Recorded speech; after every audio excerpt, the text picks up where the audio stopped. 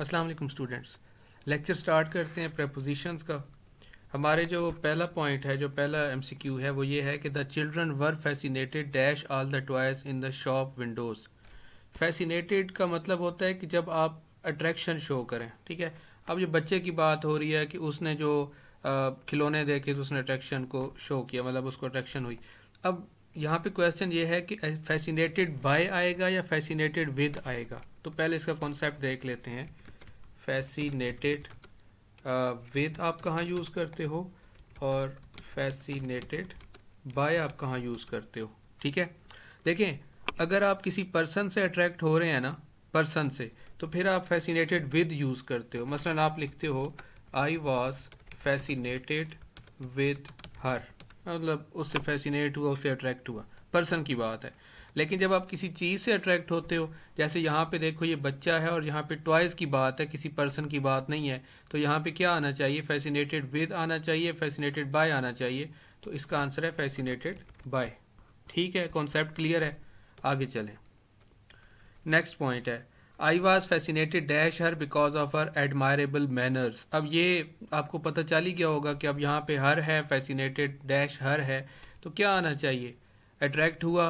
यहाँ पे इंसान की बात हो रही है तो विद आना चाहिए, फैसिनेटेड विद।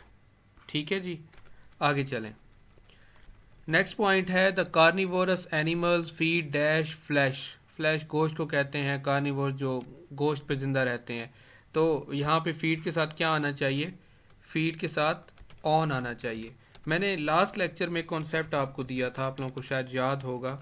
एक लिव बाय होता है, ठहरें, एक लिव ऑन है और एक लिव बाय होता है।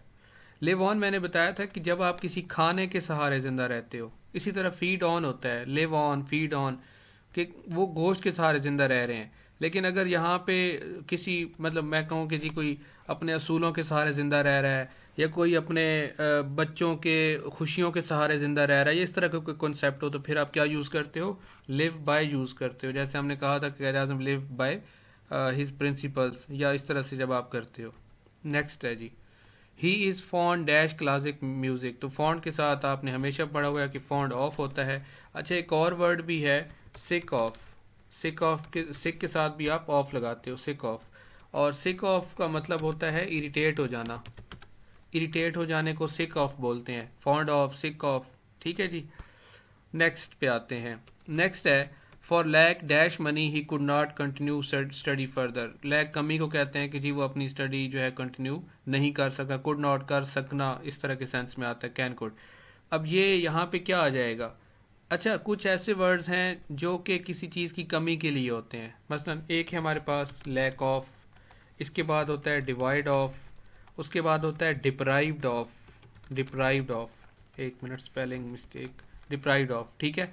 उसके बाद होता है शॉर्टेज ऑफ, शॉर्टेज ऑफ। उसके बाद होता है डर्थ ऑफ, डर्थ भी कमी को कहते हैं। एक होता है पॉसिटी ऑफ, पॉसिटी ऑफ, ठीक है। तो ये जितने भी वर्ड्स हैं जो मैंने बताए हैं, इन ये कहीं भी आ जाएं तो आपने इनके साथ क्या यूज़ करना है? ऑफ यूज़ करना है। तो यहाँ पे क्या हो जाएगा? For lack of money, lack of money हो जाएगा। ये कॉन्सेप्ट भी क्लियर हो गया होगा। आगे चलें। नेक्स्ट। अच्छा स्टूडेंट्स, एक चीज़ और, जो लोग मेरी वीडियो देखते हैं, बहुत कम लोग ही देखते हैं, मुझे तो हैरत है कि यहाँ अगर कोई, मैं जिस तरह आज का माइंड सेट है कि कोई फ़नी सी चीज़ लगा दूँ तो आप लोग बड़े जल्दी जल्दी देखते हैं। और यहाँ पे पढ़ाई की बात हो रही है तो 20-25 लोग से ऊपर देखता कोई नहीं है। तो जो लोग देखते हैं कम अज़ कम उनके लिए मेरी एक एडवाइस है कि जब आपको कोई चीज़ समझ ना आए तो कमेंट्स में करें या मुझे मैसेज करें, जहाँ भी आप करें। लाइक अगर आपको लगता है कि सर स्पीड ज़्यादा है या स्पीड स्लो है, जो कुछ भी है मुझे ज़रूर बताएं। जब तक आप फीडबैक नहीं देंगे इम्प्रूवमेंट नहीं आ सकती चीज़ों में, ठीक है। तो सीखें चीज़ों को। आगे चलें। Number 6, Katrina is good dash dancing. ये कैटरीना जो है, ये वो जो डांसर है, जो वो एक्ट्रेस है इंडिया की, उसकी बात हो रही है। अब यहाँ पे क्या आएगा? गुड एट होगा, गुड इन होगा। मैं ठहरे एक कॉन्सेप्ट आपको देना चाहता हूँ। गुड इन और गुड एट, इसके अलावा बैड इन, ठीक है। अच्छा, अब ये गुड इन का क्या मतलब है और गुड एट का क्या मतलब है? एक सेंटेंस देता हूँ आप लोगों को, उससे आपको समझाता हूँ। He is good in studies but he is good in at physics. अब इस बात का मतलब ये है कि जब आप बड़े लेवल पे बात कर रहे हो, स्टडीज़ की बात कर रहे हो, तो आप गुड इन लगा रहे हो।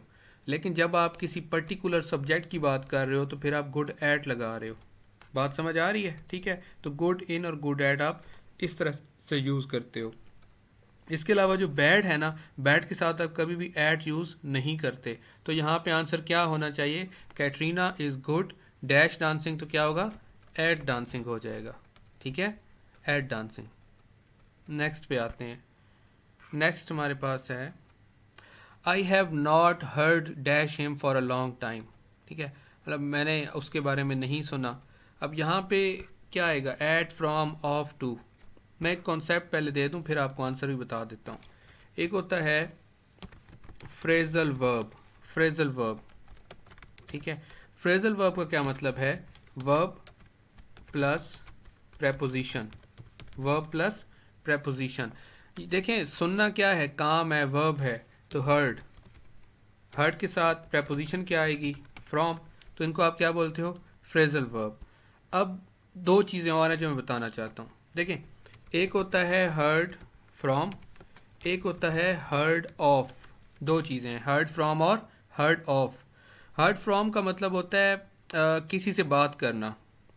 ठीक है, मतलब आप मसलन एक फ़िक्रा में लिखता हूँ इधर, एक minute. I have not heard from my students for a long time.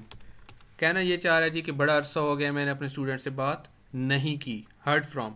और हर्ड ऑफ का क्या मतलब होता है? किसी के बारे में सुनना। इसके ऊपर भी सेंटेंस में देने वाला हूँ, किसी के बारे में सुनना।